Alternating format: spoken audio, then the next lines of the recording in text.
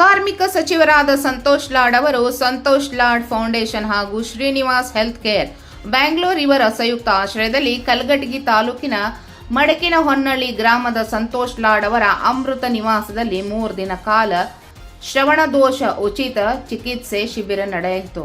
Correct ಆಗಿ respond ಮಾಡಲಿಲ್ಲ ಅಂದ್ರೆ ಇದು ಸರಿಯಾಗಿ ಬರಲ್ಲ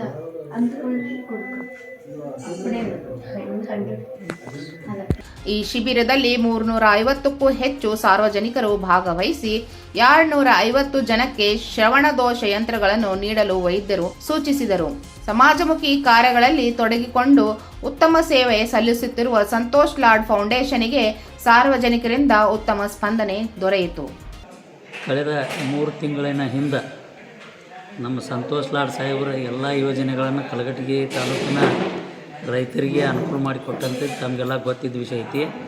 ಅಂಥ ಒಂದು ಸಂದರ್ಭದಲ್ಲಿ ಭಾಳಷ್ಟು ನಮ್ಮ ರೈತರು ನಮ್ಮ ಕಿವಿ ಕೇಳ್ಸಂಗಿಲ್ಲ ರೀ, ನಮಗೆ ಮಷಿನ್ ಬೇಕು ರೀ ಅಂತ ಬಂದು ನಾನು ಸಂತೋಷ್ ಲಾಡ್ ಸಾಹೇಬರನ್ನು ಕೇಳಿದಾಗ ಅವರು ಒಂದು ಶಿಬಿರವನ್ನು ಮಾಡಿ ಅವತ್ತಿನ ದಿವಸ ಒಂದು ಸುಮಾರು 200ರಿಂದ 300ವರೆಗೆ ಚಿಕಿತ್ಸೆಯನ್ನು ಮಾಡಿ ಅವರಿಗೆ ಮಷಿನ್ ಕೊಡಿಸುವಂಥ ವ್ಯವಸ್ಥೆಯನ್ನು ಸಂತೋಷ್ ಲಾಡ್ ಸಾಹೇಬರು ಮಾಡಿದ್ದನ್ನು ಇವತ್ತು ನೆನಪಿಸ್ಕೋಬೇಕಾಕೈತಿ. ಅದೇ ರೀತಿಯಾಗಿ ಮತ್ತು ನಮ್ಮ ಸಂತೋಷ್ ಲಾಡ್ ಸಾಹೇಬರು ಮನೆ ಬಂದಾಗ ಭಾಳಷ್ಟು ಹಳ್ಳಿಗಳಿಗೆ ಹೋದಾಗ ಮತ್ತು ಇಲ್ಲಿ ಬಂದಾಗ ನಮ್ಮ ಇನ್ನೂ ಅಷ್ಟು ಭಾಳಷ್ಟು ಜನ ನಮಗೆ ಕಿವಿ ಕೇಳಿಸ್ವಲ್ದ್ರಿ, ನಮಗೆ ಮತ್ತು ಮಷಿನ್ ಕೊಡಿಸ್ರಿ ಅನ್ನುವಂಥ ಮಾತನ್ನು ಸಂತೋಷ್ ಲಾಡ್ ಸಾಹೇಬರ ಗಮನಕ್ಕೆ ಹಲವಾರು ನಮ್ಮ ರೈತರು ತೊಗೊಂಬಂದ್ರೆ ಆಗಿಂದಾಗ ಅವರು ಲೇಟ್ ಮಾಡಲಿಲ್ಲ, ಮನೆ ಬಂದಾಗ ಲೇಟ್ ಮಾಡಲಿಲ್ಲ, ಆದಷ್ಟು ಬೇಗ ಶಿಬಿರವನ್ನು ಮಾಡಿ ಎಷ್ಟು ಜನರಿಗೆ ಅನುಕೂಲ ಆಕೈತಿ ಅಷ್ಟು ಚಿಕಿತ್ಸೆಯನ್ನು ಮಾಡಿ ಅವ್ರಿಗೆ ಮಷಿನ್ ಕೊಡಿಸುವಂಥ ವ್ಯವಸ್ಥೆಯನ್ನು ನಮ್ಮ ಪ್ರೀತಿಯ ಸಂತೋಷ್ ಲಾಡ್ ಸಾಹೇಬರು ಮಾಡ್ಯಾರ. ಅವ್ರಿಗೆ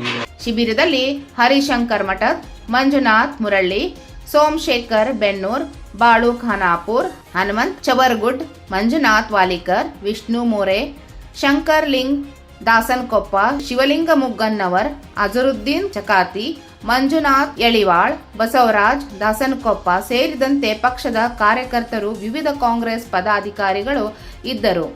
ಇಲಿಯಾಸ್, 9 ಲೈವ್ ನ್ಯೂಸ್, ಕಲಘಟಗಿ.